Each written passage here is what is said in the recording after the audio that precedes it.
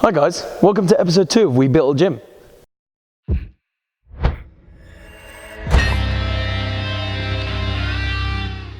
Hey guys, so we're back for episode 2 of We Built a Gym. Obviously episode 1 went really well. We covered a lot of things and sort of gave it a general introduction, didn't we? Like you said, who we are and just some other general info bits. But we're going to try and take it a bit more specific now. So we wanted to talk about really the jumping off point into your particular business. So for us, obviously, it's setting up a gym and coaching industry. And what we mean, sort of what we're defined by the jumping off point, I guess, is that stage where you take the plunge into what you really want to do and try and focus in on where you want to take it as well. Yeah, it's the moment when you decide to actually do it, right? Like, yes. Yeah, it's when you jump in, when you decide enough is enough. You've had enough with whatever your current circumstances, and it happens in all things, like when people get together, when people break up, when people change jobs, whatever it is, you have your jumping off point when people lose weight, when Exactly. people join gyms, when people join coaches. When's the day you actually start New Year's resolution? When's the day it actually starts and then doesn't stop? You know what I mean? And that consistency to it, that's sort of the main thing there. Is like, what becomes of after that, or are you starting and then stopping? It has to be a particular moment, and then from there it's a snowball effect, It's happening. In starting a gym, in starting Athlete Movement, my jumping off point was kind of like we touched on last time, was just being, I felt bad about saying that, genuinely. I felt bad about saying that I was miserable because I watched it back and I realised that the parents of children that I taught or children that I taught themselves might see it and think, oh my God, he hated me. Just slammed your whole career. Yeah. But you weren't, you were saying that it's that comparison, isn't it? Like, just like I was saying, I didn't really like uni.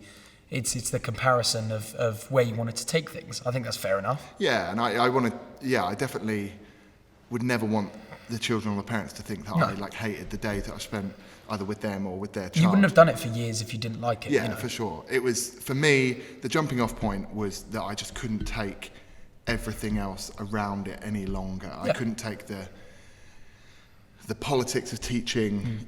It's this weird vibe teaching where you're kind of the captain of your own ship.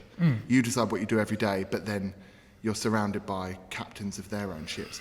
And I can imagine that's quite conflicting, yeah. I was unhappy in my career, so my jumping off point was actually, I need to do something, and this is what I want to do. I wanted to have a place where we could work with people of all ages, in children to develop physical literacy, to help, kind of the older term for that is body mastery, to help them kind of learn how to move, learn how to apply skills to sporting endeavours, and help them just learn about their bodies and how to be active. So it all came together there when enough was enough. I mean, for me, it was. I remember I had a conversation when I went self-employed with some people about whether I should take the plunge to be self-employed, because, as we said in the last episode, I think the coaching industry, the fitness industry in general, can be flaky. It can be dry, have some serious dry patches. So I was worried about going self-employed, quite frankly. And, I'd got to the edge of the cliff, if we're taking it as like a metaphor, and there's that jumping off point there. And I was right at the edge of the cliff and I was like, oh, I don't know whether I want to do this. Because I was happy. So like you're kind of, what's holding you back? Yes, exactly. Like there was it's one little thing holding you back, just that little bit of fear that makes you not want to go over the edge. And it was for me probably that barrier between nice, safe income and self-employment. Like we said last time, like you're backing yourself then. So yeah, mine was like a blend of motivations, I'd say.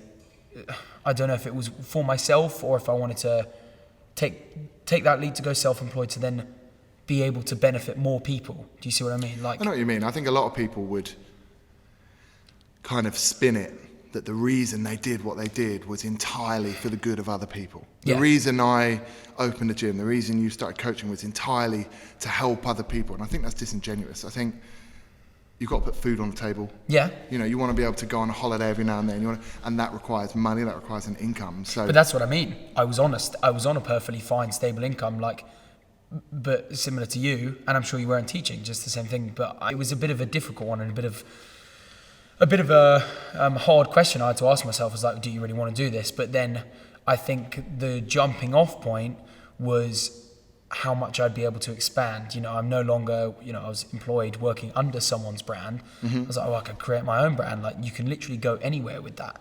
That was probably my jumping off point, like the realization that I could do that. Did you have BLG strength, you know, team shed side? Did you have all of that in mind at that point? I just had my Instagram set up as like BLG strength, and I think anyone I had started coaching, and anyone I took under was like, oh, they're on team BLG strength. And then someone came up with, basically I had like, at my old house where I used to live with my parents, we had like this garage shed thing, and it was called The Shed, and there's a popular gym called Westside Barbell. So that was translated to like Shed Side Barbell, so it was team Shed Side. Long story around that, but that was sort of how it was labeled then, and then it transitioned into something different. But I had that then, and I wanted to try and really sort of boost that up, and I knew the only way I could do that was to take things in my own direction. So So that's maybe where we're very different, is that you had something to jump off into. Do you know what I mean? Like, you had like a foundation to build your house upon. So that's great. You'd already put in some hard yards. And started to develop yourself, whereas I guess I was jumping off into pretty much a completely new direction. Yeah, like another realm. But that's interesting. That fear of the unknown is, I think that is what holds a lot of people back from that jumping off point. Whether that's from going employed to self-employed, whether that's going from like your thing, like one industry to an entirely different one.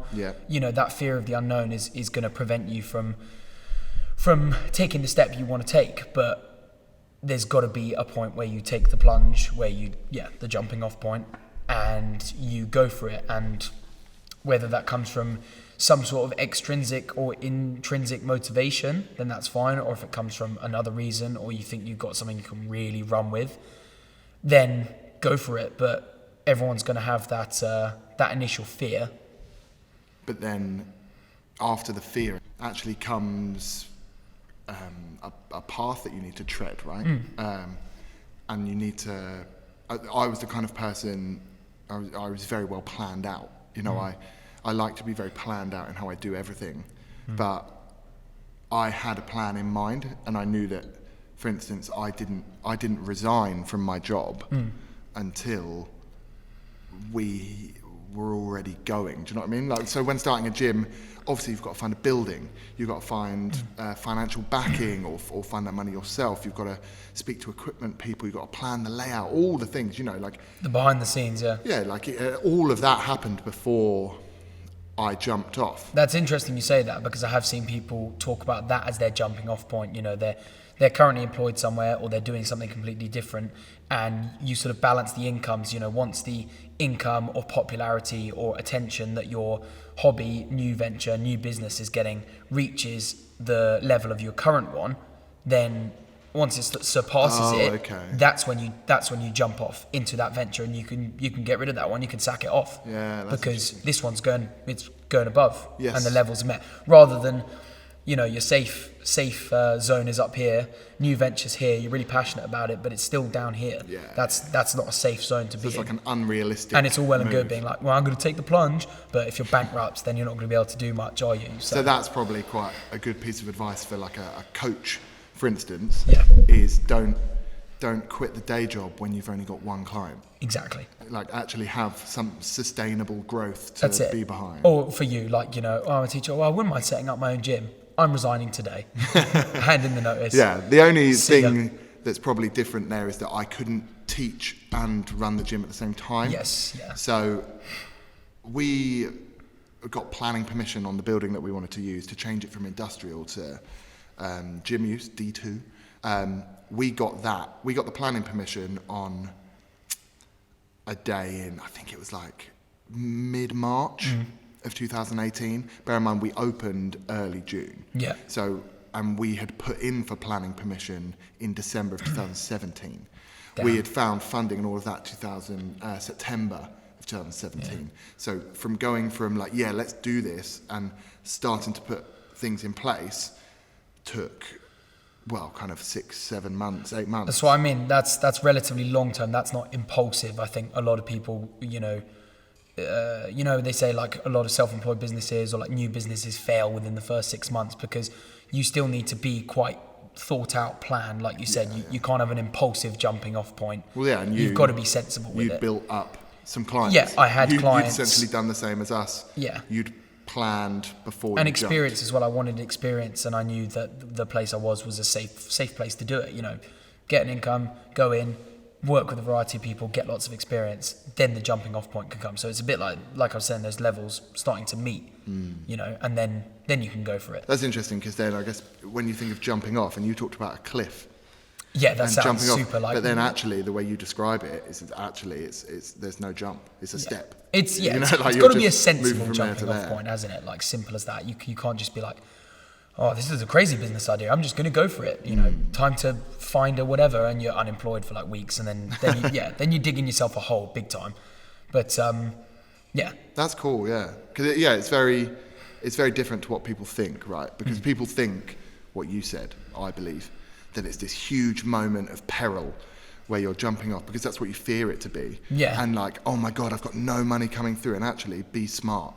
Have money coming in. Yeah, definitely. Like I didn't hand in my notice. As a teacher, you have to give a term's notice. So like 3 months essentially. Quite a long, yeah. So I gave that notice in when we had planning permission on the building, we had funding, we had equipment ready to go. We designed everything. We had a name, we had logos, we had branding, our website was being built, all of that. So I had committed financially in many ways because obviously to design the website you're paying kind of 4 figures out here. Yeah, all that. To design the branding, 4 figures out here, all of that. I'd met with our landlord because obviously you kind of sign long-term leases. So we have like a 10-year lease on the building. Yeah. That we would then negotiate. So you were 10 steps ahead. You jumped off. Yeah, exactly. And then I actually handed in my notice in a performance review. So like as a teacher, every year you have this big performance review where you look at your children's results, all of that. But, sounds horrible. Well, that never worried me, but I basically sat down in my performance management meeting. At this point I was working in a private school, really posh building, kind of old stately home. Sit down. My head teacher, my boss, opens up my file, and I genuinely we started the meeting. He was like, right, some stuff to talk about, blah, blah, blah. And I said, before we go any further, I want to be up front so we don't waste each other's time. I'm giving you my notice. Here it is. I think I've done it in writing already. Slide that across the table. And he basically just pushed my folder into the bin. He was like, see ya. And he was like, we don't have to have this meeting. Because there's no point. Because we'd be setting you targets for next year. Okay. What's the point in us setting you targets? You're not going to be here. Asked me to, tell him a bit about what I was going to do. Yeah. He actually kind of asked me not to tell anyone because he wanted to have a plan in place himself for who would replace me and all of that. So when I'd already told my teaching assistant, because as a teacher you're very close to your teaching assistant. They're like the person that is your closest confidant, and I had an awesome one. She was amazing. So I'd already told her, and then that was that. So that was like the real moment. Yeah. When I'd put it out there. That's like the moment, but that's good to have. But it was still sensible, wasn't it? You had it thought out. You had the plan written. It's not like it wasn't like this jumping off point in like dramatic fashion where you were like, whoa, and threw up the table and had like a rampage and and then you suddenly went out and were like, whoa, and writing stories about how you then built 6 figures on your dream, whatever. It was sensible. You had everything thought out. It wasn't an impulsive jumping. Talking about point. Building 6 figures is the job of like an online fitness coach. Yeah, who's like, a Fit I Pro. will help you build your Fit Pro business, get to 6 figures. But they get 4 likes on a picture. And they're driving their old Ford makes Fiesta. sense. That's just my bugbear. I hate those people. So it was all kind of sensible, but still scary because I was putting it out there, and I think once you put something out there, your pride's on the line. You've got to follow through. Yep. Kind of the only thing that really scared me was that it was all about the weight of my ideas. And actually, if I have a bad judgment call on something and Tim doesn't pick me up on it, or then it's over. That's it. And yeah, it's all those sort of different parts of the fear of the unknown, isn't it? But like you said, we have to take that plunge at some point. So got to make the decision. But What did your parents think? Be sensible. Because obviously you were still living at home when you made that call, right? I was living at home, yep, and I can't remember what they thought. I think my parents have always been supportive of anything I've done. I mean, your mum owns her own business, right? She fashion runs it business, with her sister, yeah. And then my dad was working in the city for however many years, so they both know what it is, what it's like to work hard and work for themselves as well. But they've always been supportive of everything I've done, which has been amazing, because I think that can sway a lot of people as well. Well, no, you should stay there because it's comfortable. Everyone loves comfortable, and that's fine. Like, why wouldn't you? But if you're passionate about something and you want to go for it, then you should be able to, and the people closest to you should support you. And I think that holds a lot of people back. I've seen bigger like entrepreneurs talk about that, like, this person's holding me back, and they're saying to that person like, well, you've got to go with what you've got to do. And I think that does hold true, So if you have the people closest to you supporting you, it's just even better, because it promotes you. You're like, right, okay, I really want to do this. But if you don't, then you've still probably got to do it. If it's really sensible, think it through. But if it's sensible, do it. But then, surely there's a difference between supporting you and like blindly supporting you and being realistic. Like, I have a very realistic mother. I have a very whose first question is always going to be, well, how are you paying your mortgage? 100%. And I think she's actually thinking like, don't expect me to pay your mortgage. I'm not giving it any. So my mum is very realistic, I would say. Like, love her to pieces, but she's very kind of right. But that is good. That is useful. Yeah, exactly. And so it is interesting, I guess, how many people don't have someone there to check them. But I guess it's you're right, having people to support you is key, because you can't do it on your own. No. And actually, those people don't really get any credit, do they? No, not at all. That's the thing. Yeah, but they're some of the most important, influential people in that sort of decision, in that jumping off point, or the lead up to it at least. But like we said, I think the main takeaway is do it, but be sensible. Yeah. Have a plan in place. Think it out. Don't be impulsive. Don't punch your boss in the face and then leave, and then you're going to build your dream, whatever. There are people who've done that. Of course, there's always going to be like anomalies and outliers, but yeah, just be sensible. Have a clear idea of what you're going to go into and do. Doesn't have to be certain, but have an idea, and then... And be realistic, right? Because be realistic. I know people that said to me like, oh, you'll open with like 5,000 members, right? Will I? Great. Where do I sign? Damn, that sounds legit. Yeah, like I actually have a base of knowledge first. Do your research. Like I said last week, me being that just like basic bitch Googling, oh, how do I find this? How do I open a gym? What do I do? Yeah. Actually, be more than that, and I could simplify it and say that's all we did. And maybe another time we'll talk about what we actually did in terms of how we found out the information that we needed. After we did episode 1, I put out a Q&A on our Instagram. Yeah. So we had some like just awesome feedback, and people were loving it, and they were throwing questions our way. And I thought, let's answer a few. Yeah. And hopefully the questions that these people have asked are the questions that you might ask yourself if you were watching. And if we answer a question and it makes you think of something you want to ask, feel free to let us know. Comments on the YouTube or drop us a DM. But got a few up. Got them on our phones. You or me first? I'll go first. So cool. The first question we had was, what's your favourite thing to watch on YouTube? Any influences? Oh, that's a good one. On topic, I guess I've always really enjoyed mostly American stuff from gyms. So like I've always really enjoyed kind of Mark Bell's Super Training podcast. Remember like they had the Power podcast? I don't know very good. Yeah, I don't know if they still do it. Not as often, I don't think, if at all. But yeah, I really enjoyed it. Like the time period. Remember like Silent Mike? Yes. And all of those guys. I really enjoyed that dynamic. That was very good. So that was cool. They talked about some stuff that was really eye-opening. They really kind of didn't pull any punches. I love that. For learning purposes, always loved Elite FTS, Dave Tate stuff. Yep. Under the bar. Yeah. Yeah. I've always loved that. And maybe that actually influenced us a little bit with this, because obviously their kind of podcast vlog Definitely. is down in the middle of their gym, right? And that big table. I like that they always have the guests on, kind of like Jim Wendler and all of that. It's a good variety, isn't it, as well? Like, and you know, the basic podcasts, like the most popular ones that are out there, they're popular for a reason. Joe Rogan, you know, tuned into a bit of that. Although I think he's mixed though, Joe Rogan, because some episodes I absolutely love and some I don't. And I think it's got to be who his guest is, right? Yeah, I mean, yeah, it's almost, and there's going to be a bit of like clickbait, like if it's a bigger celebrity, then you know it's going to get more views, but that's fair play. I just listen to absolute random crap at night time, and my current favourite, like top 10 scariest places on earth or something like that. Yes, but one of them that I'm listening to at the moment is it's called The Hollywood Reporter, I think, or THR, and they have a round table. Yeah. And it's just all these random famous actors and directors and stuff, and they just talk about what it's like to be a film star or to be on certain sets. And like there was a comedy one where it had like Jim Carrey, Don Cheadle, that's good, Sacha Baron Cohen, all these people, and they just, a bit like this, they just talk about like, oh, when I was doing this, blah, blah, blah, blah, blah, and I love, and I'll like listen to like half of it and fall asleep, and then listen to the other half the next morning when I'm driving away and stuff. So like just random crap like that.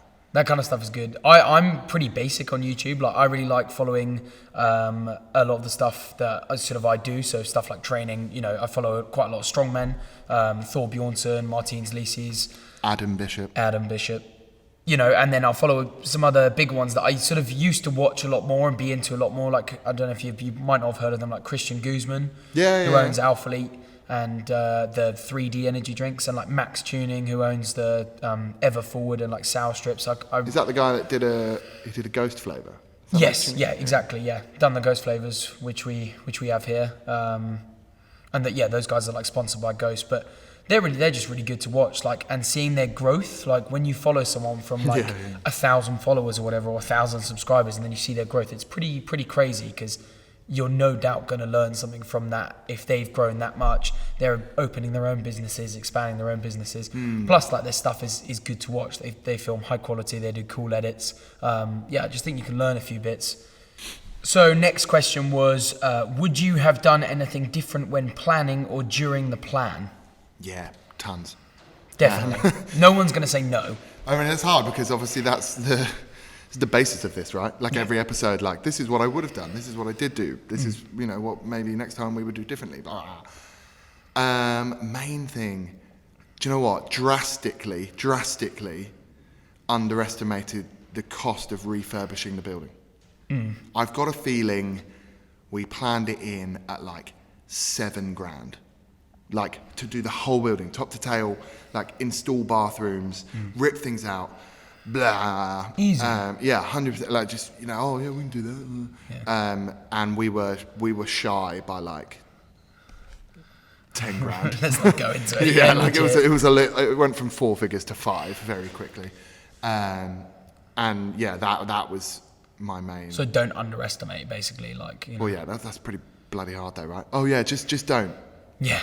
Just don't underestimate. Easy. Maybe being better planned out with that, but ultimately, what did it change? Do you know what I mean? Like it didn't bankrupt us. It didn't blah blah blah. Yeah. It wasn't like some. But that was the main thing that, when I think back, that was the main like cause of concern at the time. Like, it's going to cost what? And actually, I'm sure in every project ever, changing a kitchen, blah, blah, it only rises. Do you know what I mean? They're like, oh, it'll cost this much, but then actually, oh no, we're going to have to do an extra. Yeah. Oh, that's built like that, you know, let's do this. Yeah, we didn't realise that was like that. That'll cost be thousands. That was a major thing that I wish I'd planned better. I didn't really have a plan. Like, I guess I would say maybe not have underestimated how much work it would take to like build up a client base, and also to have updated my coaching stuff a bit earlier, you know, like have a slightly more have a better base for my sheets and documents and stuff like that, rather than just like scribbling it on an Excel worksheet and sending that across and being like, well, it's numbers, it looks good. Yeah, Like, I because wish now I'd done a your bit more. spreadsheets are crazy, right? Yeah, and they do so much, volume and calculations and all this other stuff that probably bores most people, but it's cool for me to look at, like graphs and all that stuff. But yeah, it used to just be like an Excel spreadsheet, and I'd be like, well, that's fine. Like, it just shows their numbers, and like, I was an idiot with it. Oh, okay, that's what I can say. Be more efficient at Excel. Okay. That's what I would have done. Learn like Excel or any of those programs, Google Sheets, calculations, that sort of stuff better. Because I was like, well, I'm just writing numbers on a page.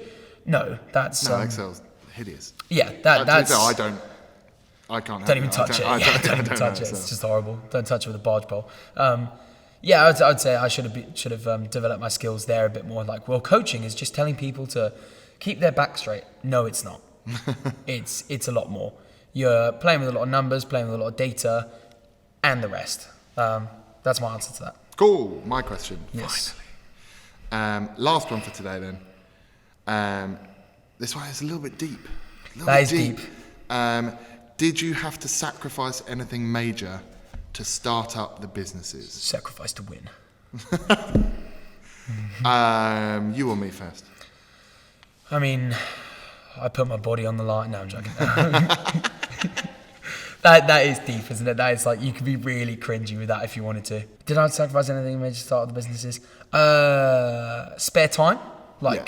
My spare time was spent, trying to build clients, build my social media, work on my coaching stuff, work on my skills, communication, and all those other bits that come with building your own business. And tax returns.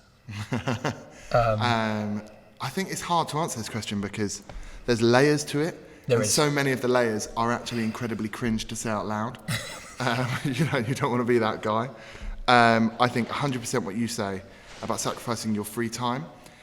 And I also don't want to make out that the sacrifices aren't worth it. No. I would never want to be like, oh, it's so tough and actually it's not worth it. Don't even do it.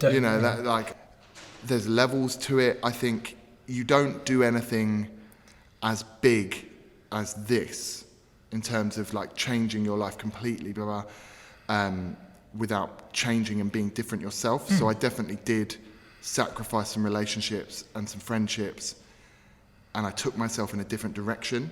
And I'm sure some people would say that I ghosted them, and it wasn't that I was trying to or that was my intention, but there's only so many hours in the day. And actually, if someone's not being a positive influence on that, and like emotional energy that you have, that is hard to expend, especially when you're setting up your own stuff and you've taken such a big plunge. Like, I think some people don't like to be around someone who's doing something kind of radical like that. Who's taken the jumping off point. Yeah, I think it reminds them maybe that they haven't or whatever. So I kind of interact with that a bit and just kind of. It's funny how negative people can get, isn't it? Yeah. When you do your own thing. Oh, well, that's just going to fail. Oh, well, it won't, blah, blah, blah. It's like, where's the support? When in fact, it did, blah, blah, blah. Yeah, support is free.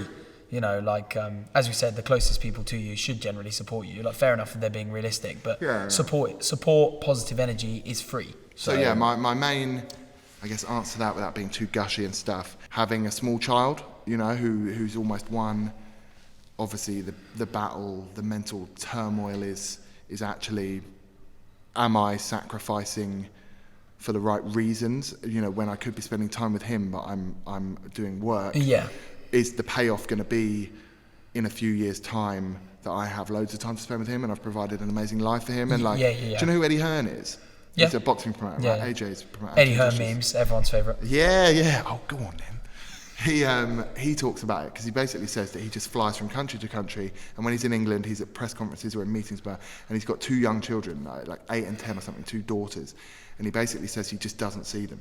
And he said that actually that is the heartstring puller, and I'm not saying that we're on Eddie Hearn's level, he's like a multi-millionaire, but it's that concept of sacrifice now to hopefully get payoff later. Yeah, that's it. Yeah. And the reason that I call my son Josh the heir to the throne is because I hope that I'm building something he can be a part of when he's older. 100%. So yeah, without being emotional and cringe and stuff, a lot of sacrifice. I think you are right in saying that there's probably some stuff some untouched sacrifices that we sort of don't even realise, and we're like, Yeah. oh yeah, I know. Actually, if someone like presented it to us, we'd be like, oh yeah, no, actually, you're right, that as well. But the message has got to be that it's for us, for me. and it's worthy of sacrifices. Yeah, exactly, it's worth it. Cool. Let's wrap it up there. Let's wrap it up there. Yeah, I think we said in the last episode that things were going to be shorter, but maybe not. You end up talking. But hopefully that's what you're still watching. So if you have watched all the way through, then thanks for tuning in. We'd love if you subscribe to the channel, like, share it around, give us comments. As we said, send us some questions. We can sort of go through them in the next episodes, and we'll see you in the next one. Bye.